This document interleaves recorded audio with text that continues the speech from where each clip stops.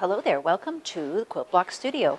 Today's block is called Sorbet Squares and it is 12.5 inches unfinished. So in order to make this block, we are going to need 2 strips of white fabric. They're 1.5 inches wide by 13 inches long. A soft pink that is 2.5 inches wide by 13 inches long. We're going to need a raspberry pink, 1.5 inches wide by 16 inches long. And another strip of white that is 2.5 inches wide by 16 inches long.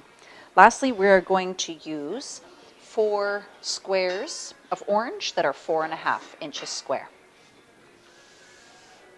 The first thing I want you to do is use your raspberry strips and your white strips and create a strip set, white in the center with a raspberry on either side.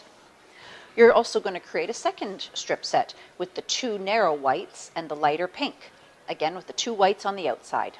Next, you're going to subcut these into smaller chunks.